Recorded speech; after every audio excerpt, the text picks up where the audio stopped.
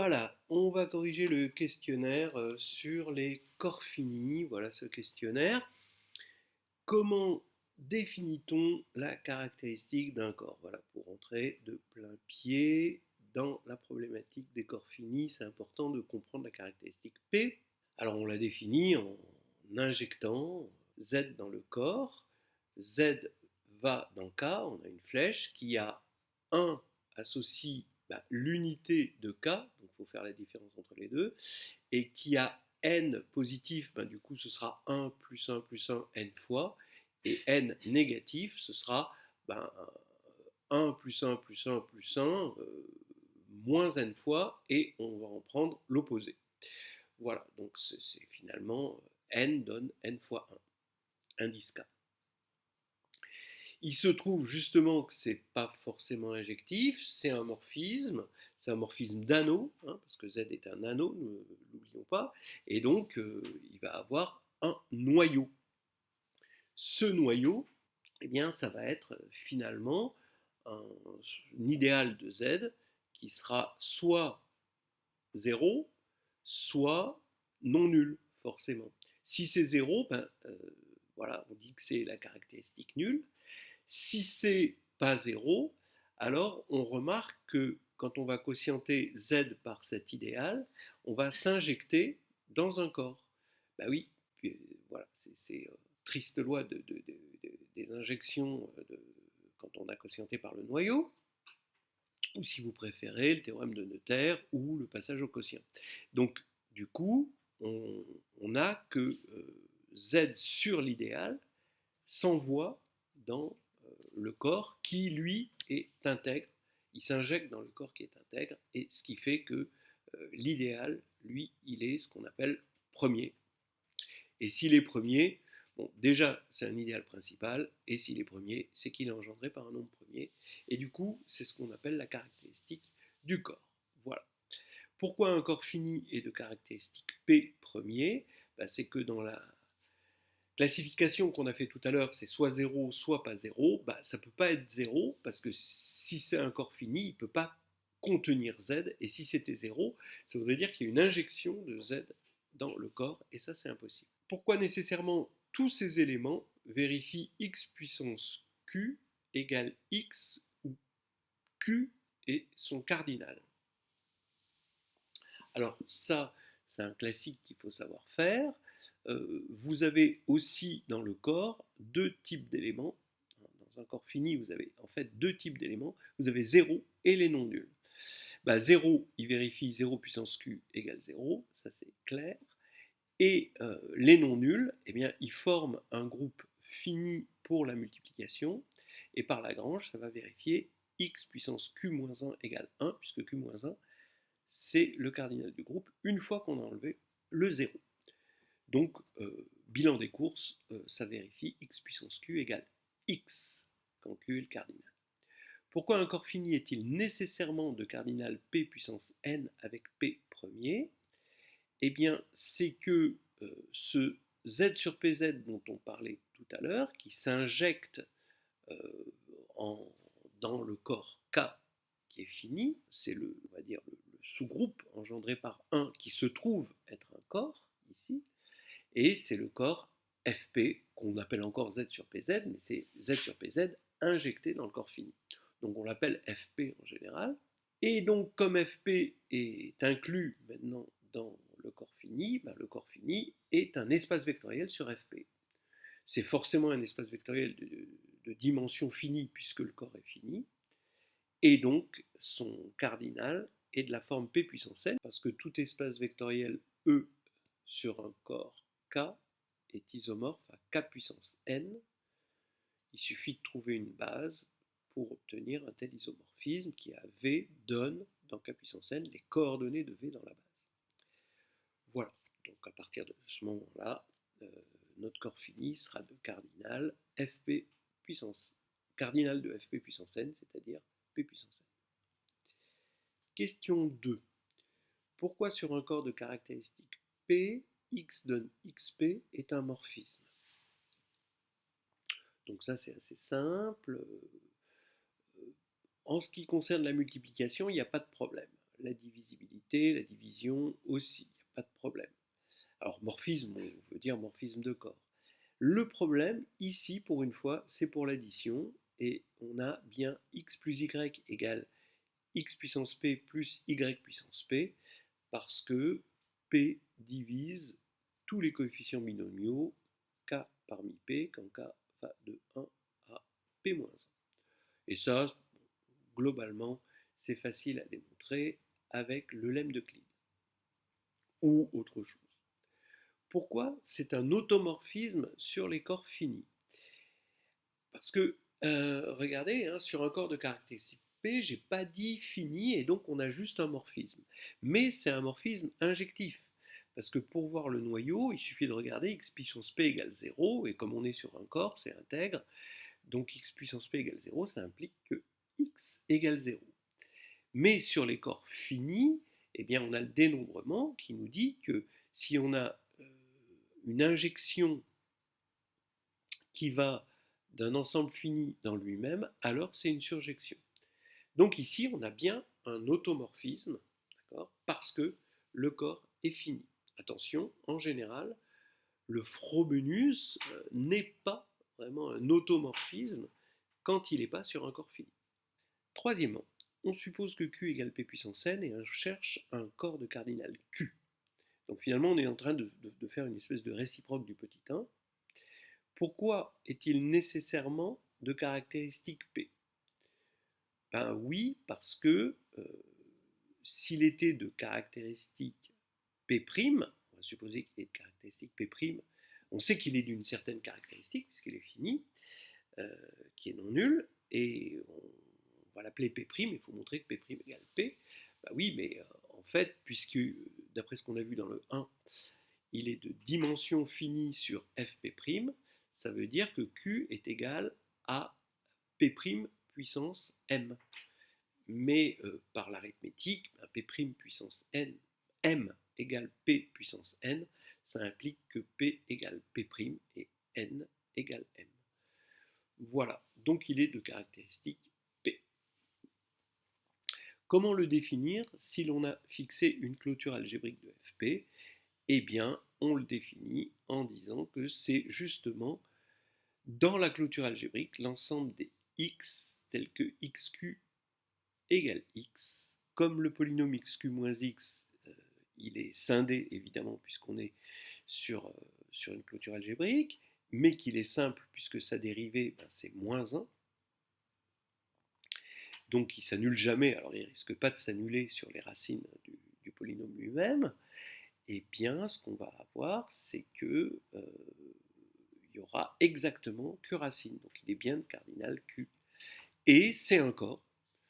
C'est un corps, on aurait pu prendre le corps de décomposition de ça, mais non, c'est exactement cet objet-là, c'est exactement l'ensemble des x tels que xq égale x, puisque c'est un corps, on vérifie grâce au Frobenius qu'il est stable par addition, par multiplication, et donc du coup par division, ça c'est plus un problème. Voilà, donc on peut définir, hein, donc c'est comme ça qu'on démontre qu'on a un unique corps bien défini, à condition évidemment qu'on admette ce théorème de Steinitz sur l'existence d'une clôture algébrique et évidemment unicité à isomorphisme près. Quatrièmement, dans quelle situation arithmétique Fp puissance m est inclus dans Fp puissance n?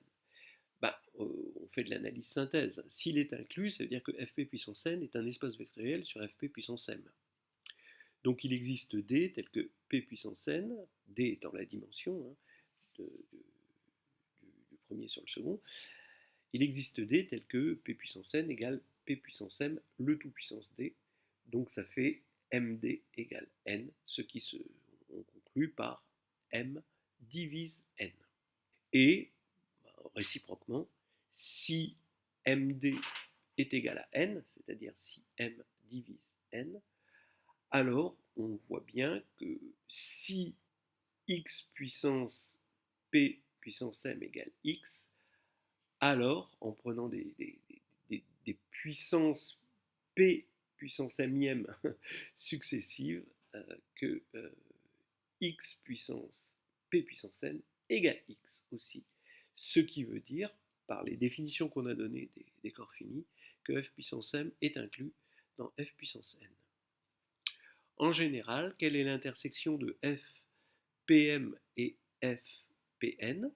Eh bien, forcément, elle contient fp, donc c'est un corps de caractéristique p, donc qui est de la forme f p puissance d'un certain d, et forcément, d divise à la fois m et n, d'après ce qu'on a dit tout à l'heure, mais ce diviseur, on va le prendre maximal pour avoir l'intersection, puisque l'intersection, c'est l'ensemble maximal qui est inclus dans les deux, hein, c'est presque la définition de l'intersection. Et donc, cette maximalité va se traduire en une maximalité de la divisibilité pour m et n.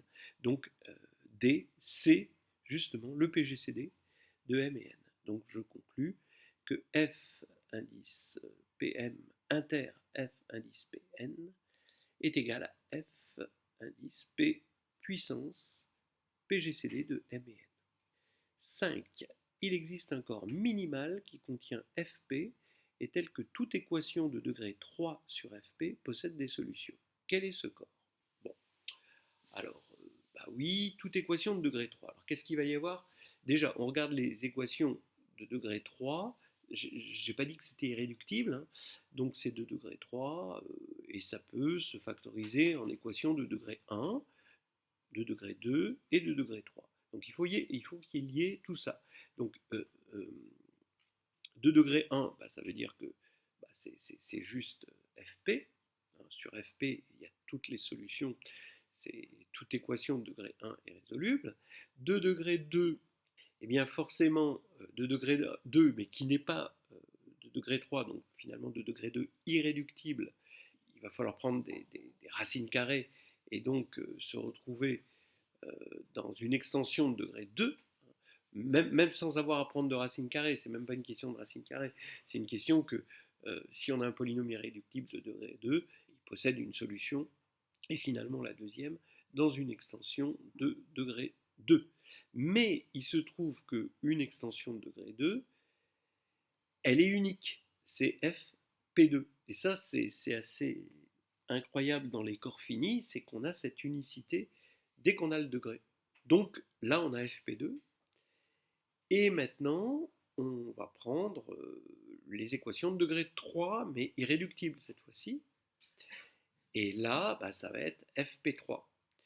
Voilà, pour la même raison, d'unicité de fp3, dans lequel on peut résoudre toutes les équations de degré 3. Et donc, finalement, si on veut résoudre toute équation de degré 3, il faut à la fois pouvoir résoudre des équations de degré 1, ça c'est pas un problème, 2 et 3.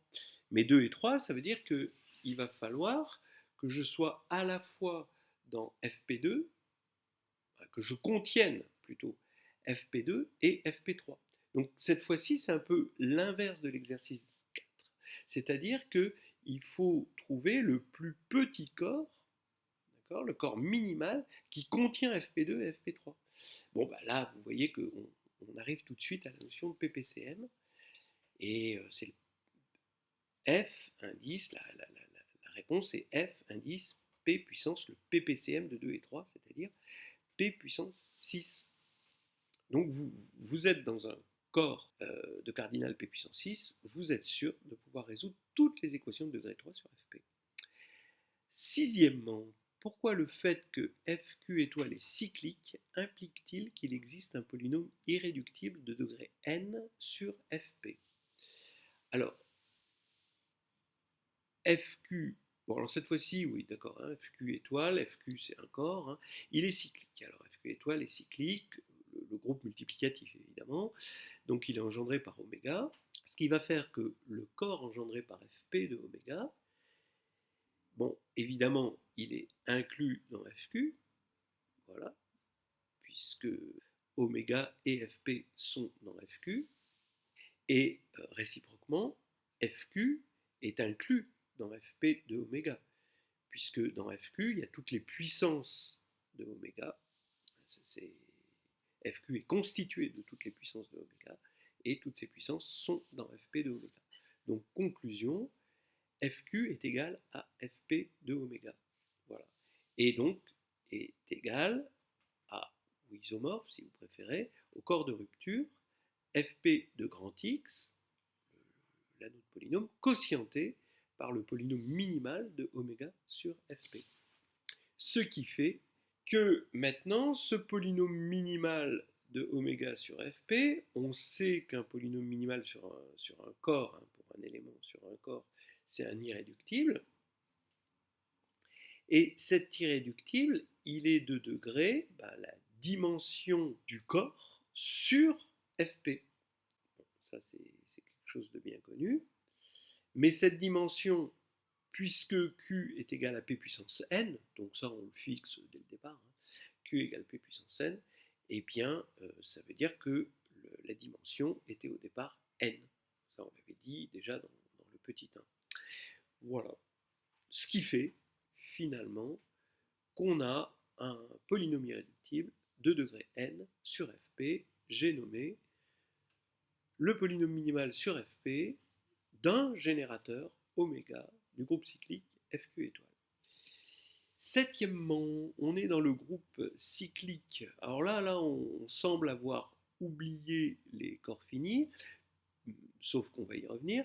On est dans le groupe cyclique Z sur NZ, et N est égal à A fois M, où A et M sont des entiers. Il faut montrer que pour tout X, AX égale 0, si et seulement si X égale KM pour un entier K. Bon, AX égale 0, on est dans Z sur NZ, on le remonte en disant AX égale K fois N, où on prend, bon, j'appelle A un représentant en fait de A et X un représentant de X, bon, voilà, égale K fois N. Mais comme N égale à M, je peux simplifier par A des deux côtés, puisque je suis dans Z qui est intègre, et A, évidemment, il est différent de 0 hein, ici, eh bien, ça va nous faire que X est égal à Km, tout simplement, la réciproque étant vraiment évidente. Comment peut-on en tirer une définition et les premières, j'aurais dû mettre les premières propriétés du symbole de Legendre. Alors, oui, le symbole de Legendre, ça veut dire quoi? On veut tester si un élément est un carré, c'est-à-dire X ici, puisque, bon, on va prendre un élément non nul, donc on travaille dans FQ étoile, et FQ étoile, on prend bien sûr Q impair, ce qui fait que FQ étoile de cardinal Q-1 est pair, et donc on a n égale Q-1 ici, dans notre n égale à m ici, et on a Q-1 égale 2 fois Q-1 sur 2, qui est un entier. Voilà. Et donc, ça nous fait, quand est-ce que X est un carré, c'est-à-dire quand est-ce que X, finalement, repris par isomorphisme en termes additifs dans Z sur Q-1Z, ça revient à X égale 2 fois K. Dire qu'il est un carré en mode multiplicatif, ça revient à dire qu'il est un double en mode additif. Et donc, si et seulement si Q-1 sur 2, donc j'ai posé Q-1 sur 2 égale A et M égale 2, et N égale bien sûr Q-1.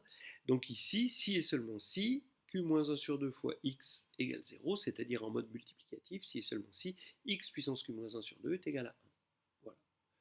Donc on a une définition du symbole de Legendre, hein, on est dans FQ, et étoile, a priori, et on va mettre à la puissance, on va mettre X à la puissance Q-1 sur 2, et forcément ça fait 1 ou moins 1 par Lagrange. Voilà. Très facile à voir que quand on met au carré, ça va faire 1, donc forcément ce sera 1 ou moins 1. Et puisque ça fait 1 ou moins 1, si ça fait 1, c'est que c'est un carré, ça c'est ce qu'on vient de voir, et si ça fait moins 1, c'est pas un carré. Voilà. Donc on a la définition et les premières propriétés du symbole de Legendre comme annoncé. Huitièmement, on pose Gn, petit gn, le cardinal de Gln de Fq. Montrer avec une action de groupe que le nombre de couples Fg en somme directe dans Fq puissance n, donc en somme directe, c'est-à-dire on a F plus G somme directe au plus 1 égale Fq puissance n, avec dimension de F égale m, est égal à G indice n sur G indice m, Gn moins m.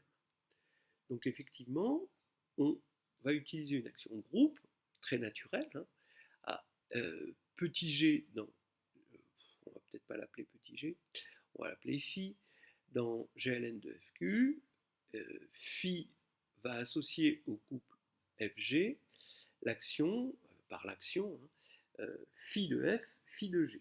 Alors effectivement, il faut vérifier quand même que si F et G sont en somme directe, alors phi de F et phi de G sont aussi en somme directe, ce qui est assez évident. Et par le théorème de la base incomplète, on obtient assez facilement que cette action est transitive, c'est-à-dire que en choisissant des bases compatibles avec la décomposition, on peut trouver un phi qui envoie Fg sur F'G' quand on a fixé la dimension de F, évidemment. Donc finalement, il n'y a qu'une seule orbite et il suffit de calculer le cardinal d'une orbite. Donc on prend un élément particulier, bah oui, on a un couple particulier très facile, c'est que dans Fqn, on a une base canonique, donc on prend pour F le sous-espace engendré par les m premiers éléments de la base canonique, G les n-m derniers, et maintenant on regarde ce que c'est que le stabilisateur dans GLN. Bah, ça veut dire qu'il faut que F soit stable par phi et G soit stable par phi aussi. Ça veut dire que phi s'écrit matriciellement dans une base compatible avec F et G sous la forme de matrice bloc. D'accord? Donc c'est diagonal par bloc. Et ces blocs sont nécessairement et suffisamment, évidemment, dans GL de F et respectivement GL de G. Voilà. Donc finalement, ça veut dire que le cardinal du groupe qui agit, c'est petit gn, par définition. Le cardinal du stabilisateur, bah, c'est gm fois g indice n-m. Et on n'a plus qu'à faire le quotient pour avoir le cardinal de ça. Vous pouvez trouver ça dans le carnet de voyage en algébrie, même en plus complexe parce que c'est en mode multinomial. Vous voyez qu'on a un nombre qui pourrait être appelé un nombre binomial quantique. Ce n'est pas exactement ce qu'on appelle le nombre binomial quantique, il est un tout petit peu plus compliqué, mais c'est un analogue quantique du binôme factoriel n sur factoriel m factoriel n-m, puisque finalement on a remplacé le groupe de permutation Sn par Gln de Fq, et donc finalement le nombre factoriel n, qui est le cardinal de Sn, par le nombre Gn. Question 9. Montrer que si P appartient à Fp de x et alpha une racine de P dans une extension de Fp, alors alpha puissance P est également une racine de P. Alors, ça, c'est quelque chose d'assez classique. Faites-le pour vous entraîner en remplaçant Fp par R et alpha P par alpha par Z et alpha P par Z bar. Vous allez tomber sur un théorème que vous connaissez très très bien depuis longtemps, depuis la licence en tout cas. Et là, vous faites la même chose, mais avec le Frobenius. Donc vous partez de P de alpha égale 0, vous passez cette égalité par le Frobenius, FRP, donc FRP c'est le Frobenius, qui alpha donne alpha P, donc vous allez avoir du coup votre FRP de P de alpha qui sera égal à FRP de 0, donc 0, ce qui va vous donner que comme P appartient à Fp de x, donc il est sur le corps de base, bah, il est Frobenius invariant, c'est-à-dire que tous ces coefficients A indice I vérifient A indice I puissance P égale A indice I. Voilà. Et ce qui va faire que il n'y a que alpha qui va prendre lui vraiment la puissance. Donc on va avoir au final somme de AI alpha puissance PI égale 0, ce qui va faire que alpha P est également une racine de P. Mais en fait, vous voyez que là, c'est beaucoup plus fort et beaucoup plus intéressant finalement que sur C. C'est que euh, quand vous avez une racine d'un polynôme réel, ben, vous en avez une deuxième, c'est alpha bar. Mais quand vous avez alpha bar, vous allez dire ah, j'en ai une troisième. Mais non, parce que c'est alpha bar bar, donc vous retombez sur alpha. Alors que là, vous allez vraiment en avoir beaucoup, hein, en quelque sorte, si vous êtes dans une extension assez grande. Dixièmement, on suppose ici P irréductible. Pourquoi toutes les racines de P ont même ordre? Ah, voilà une question intéressante.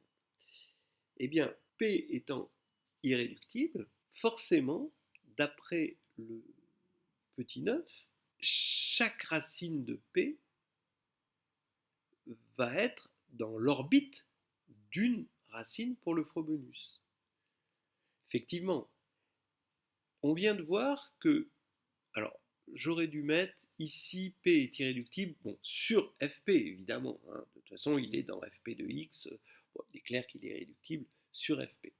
Bon, j'aurais dû peut-être le préciser. Mais maintenant, ce qu'on a vu dans 9, c'est que le Frobenius agissait sur l'ensemble des racines de P. Voilà. Maintenant, euh, réciproquement, quand on a toutes les racines de P, on a des orbites pour le Frobenius, on les réduit en orbites, et quand on va regarder x moins bêta quand bêta parcourt une orbite, et qu'on fait le produit de tous ces x moins bêta, alors ce polynôme pi de x moins bêta quand bêta parcourt une orbite, il appartient à un k de x, où k c'est un corps qui est une extension de fp, et je vais appliquer le Frobenius sur P. Le Frobenius, ça veut dire que je vais regarder chaque coefficient de P et je vais le mettre à I, hein, et je vais le mettre à la puissance P. Eh bien, j'affirme que ce polynôme, ce produit de x moins bêta, est sur Fp. Ben oui, parce que il est Frobenius invariant. Il se trouve que ce Frobenius sur les polynômes est un morphisme d'anneau. C'est facile à voir. Voilà. Et parce que le Frobenius était au départ, le Frobenius sur le corps était un morphisme de corps, donc là on a une compatibilité avec la multiplication. Donc ce qu'on va avoir, c'est que euh, le Frobenius sur P, c'est le produit des Frobenius sur les x moins bêta. Mais comme globalement, donc ça veut dire que c'est le produit des x moins Frobenius de bêta.